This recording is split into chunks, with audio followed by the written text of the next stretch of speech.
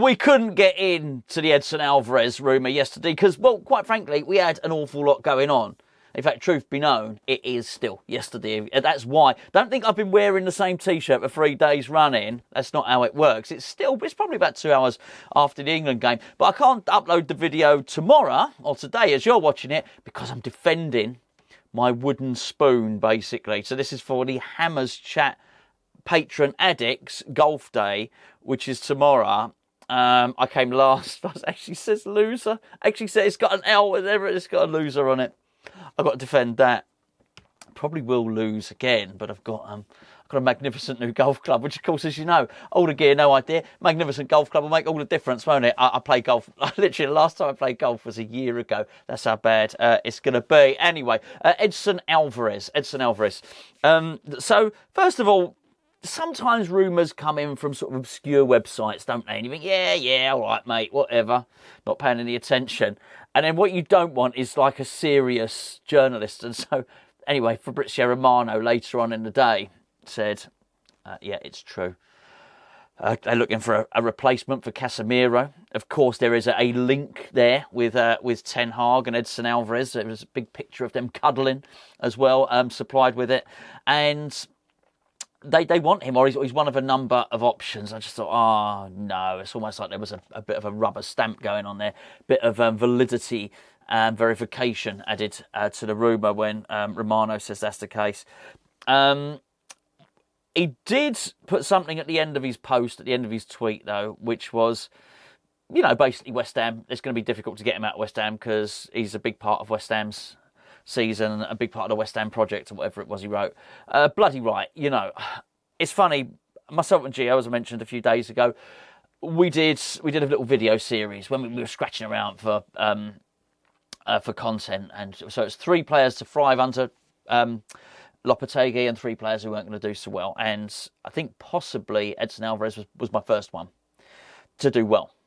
He just seems tailor-made for it. If you've read the coaching stuff and watched the masterclass videos, how does Lopetegui like to play? Well, it's sort of a 4-3-3. The fullbacks are really, really pushed on, right? That's where you get the whip for. The wingers are sort of more tucked in. 2 centre-backs that can play out with a ball. And because the wingers have basically buggered off, the fullbacks have buggered off, and the 2 centre-backs are doing fancy dance stuff with the tricksy stuff with the ball at their feet. The defensive midfielder is key. He drops in, he provides cover. So you need someone that's comfortable dropping in at centre-back, but also relatively comfortable with the ball at his feet. Sound like somebody? Yeah, Edson Alvarez. And he was far better, by the way, last season than I thought, than I'd been led to believe. Remember, Gio, I think, spoke to... He either spoke to an Ajax fan or a Mexico fan, and just before we were signing Edson Alvarez, and he said he was quite limited, and with the ball at his feet. But he was. My expectations were very low when he came in. I thought he was far more competent than I thought he was, and of course he used to be a centre back. So anyway, he just looks like one of the things we don't have to worry about with Lopetegui coming in. Lopetegui wants a number of players. Well, I was talking about Emerson the other day. Emerson seems to be the type of fullback that Lopetegui would want. We'd be mad to sell him. Alvarez, be absolutely crazy. West Ham have got enough on their plate, really have at the moment, in terms of trying to fend off unwanted advances. And the first one, obviously, for Lucas Paqueta. We're not in control of that situation at all, for all the reasons you already know, because if it wasn't an FA investigation, he'd already be at Manchester City. So that's a little bit of a weird one. It's very hard for Lopetegui to plan forward with that one. There was also the rumours, didn't even do a video about it. There's been so much stuff going on, plus the England game. That's Saudi Arabia. I think it's Al Ittihad are interested in... There's 2 of them. One of the Saudi pro clubs interested in Lucas Paqueta. I think it's Al Ittihad are interested in Mohamed Kudus. And to be honest with you, there's not an awful lot we can do if they come in and he wants to go and they want to sort of start bidding 130 million or something like that. What can we do? He's going to go. But there's already a problem there we don't need. You've got the Jared Bowen thing, which are, 120 million to Newcastle. I just can't see it. I don't even believe that one. But I think my point is there are enough vultures pecking at the West Ham carcass without creating something else to worry about. I think it's going to be hard enough for Tim Steidten and Lopetegui to get the players in they need to get in, which is possibly a right back, definitely a couple of centre backs, definitely a striker, and maybe one other player as well. Now, here's what worries me and concerns me slightly, and that's Alex Garcia. Alex Garcia, of course, has ended up going to Bayer Leverkusen. But clearly what it demonstrates, because I do believe we were very interested in him, it indicates that Lopetegui's already looked at that midfield and thought, it's not quite for me. Now, that could be any number of things. One of the positions I'm sort of undecided upon is James Ward-Prowse, because there's been rumours that he would be willing to sell James Ward-Prowse, but then when you look at it, one of the names that Gio picked out was, in terms of players that would thrive under Lopetegui, was James Ward-Prowse. And, you know, Gio's reasoning was sound. He passes it safely A to B. Not wasteful with the ball. And if there's one thing that's been levelled against Lopetegui, well, it's more than one thing. One of them is he falls out of ownership. But in terms of football, in terms is possession for possession's sake sometimes. So whilst I think at times when under David Moyes he might have been frustrated when James Ward-Prowse wouldn't pass the ball forward, Lopetegui won't mind that sort of stuff as long as you retain the ball. But I don't know, obviously, look, they both can't be true. But I did wonder when we were linked with Alex Garcia, hold on, does that mean that Lopetegui's off? Does it mean that Tomas Soucek's off? We got the situation with Flynn Downs. We got Freddie Potts coming back. There's all sorts of rumours around Lewis Orford at the moment as well. But we've been told everybody's going to get a chance. Well, they can't all get a chance, and they're not all going to feature. But the Alvarez one is a massive issue. All I would suggest is maybe with some of the other players, we're not really in a position to choose. So if you take Lucas Paqueta has a buyout clause which can be activated, I think it's July 2024, basically, next month. A bid has to come in for him then for his buyout clause to be activated. 80 to 85 million, depending on what newspaper you read. But that's it. Once it goes past that, then you don't get him. The buyout clause is no longer active. You have one period in a specific window to get him. But it's still a buyout clause there. I think one of the reasons the club was so agreed to that 20%, as I understand it, for Luis Guilherme, 20% sell-on fees, they thought they'd rather have that than a buyout clause that allows somebody just to come in and definitely get him. The other thing is, of course, Mohamed Kudus. Now, Mohamed Kudus has the same clause as Lucas Paqueta because he was signed 12 months later. His is in July 2025. The club aren't really in control. Forget the FA thing for a minute. Pretend the FA thing wasn't there at all. If Man City want to come in and anyone just puts £85 million down on the counter, be a big counter, right? Then you just go and take the player. West Ham on in control. Same with Kudus next year. £85 million, or whatever the fee is, on the counter. They just take him.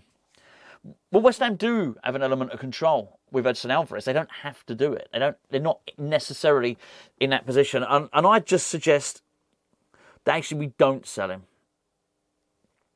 Something I used to say quite a lot with Declan Rice, and I never expected to get over 100 million for Declan Rice. And I used to say, well, do you know what? He had 2 years left on his contract. If he was going to get down to 60 million, just might as well keep him and then sell him with a year to go for 50 million. What's the point? I just think it causes more problems than it solves. And I've heard a lot of people say, well, hold on, don't worry. In Tim we trust. Basically, the suggestion is that Steidten could just go out there and buy someone else and he'll just pluck a defensive midfielder out of thin air. He may be able to do that, but there comes a time where you've almost got too much to do. So he was in Brazil. He's done his stuff over there. He's come back. Apparently, was still interested in somebody from Brazil, but all the hard work's been done. He's over in Europe at the moment. He's watching the Euros. He's looking at players. He's a busy boy. He's trying to close deals down. And we may or may not, let's say West Ham need to bring in another 5 players. We may or may not get those deals done. The last thing I think we need to do is say to him, oh, actually, by the way, we're looking at another position as well. I just think you're asking for trouble. And if you don't need to do it, why would we? I honestly believe we've yet to see the best of Edson Alvarez. And we're kicking ourselves if he rocked up at Man United and started doing well. And I've never been a fan of Ten Hag. Never have. And I think one of the reasons is, I guess I never watched his Ajax team play overly. I wasn't tainted by seeing his Ajax team. So all I see is the guy that's rocked up at Man United, and I don't think he's noticeably any better than Ole Gunnar Solskjaer or any of them really that have succeeded Sir Alex Ferguson. He just doesn't really particularly look to be an improvement. So I think they may have, maybe I might be proved wrong. I think they may have missed a trick there. I can't see Manchester United challenging for the title. So why help them? If we want to, West Ham have a chance next season. We don't have European football. If Lopetegui is as good as some people hope he is, and I think certainly as good as Lopetegui himself thinks he is, then why shouldn't we next season have a better team? We buy more players. If we keep our good players and we buy 2 or 3 more, why should we not be better than next season? And if we are going to be better than next season, surely we're going to be challenging for 6th or 7th, right? Well, if we're doing that, that puts us bang in the realm of fighting it out with Man United, unless you are of the opinion that them re-signing Eric Ten Hag is going to suddenly have them challenging for the top 2 or 3. I don't think they will. So I think we should be trying to challenge for them next season, or trying to get up to them. If you look at what he did with Sevilla, Lopetegui, that's why we brought him in. Top 6, top 7, that sort of thing. I don't know why we would weaken ourselves and strengthen someone who may be our rival. They may be. So I think it's a big no from me. Don't do it. Don't do it. It's just not worth it. And it's not a case of lacking faith in Tim Steidten. He can still do his stuff. He's got to do his stuff. Find a good centre-back. Find a good striker. Find, whatever, the attacking midfield or the left winger or whatever it is you've been mandated to. Go and do all that. And if someone comes in, they offer us a sum of money we can't refuse, then I'd still say refuse it. Refuse it. Because we don't have to. We're already under enough pressure with little clauses here or there, which means we may have to sell players who we really like. Therefore, it'd be madness for us to sell a player that we don't have to.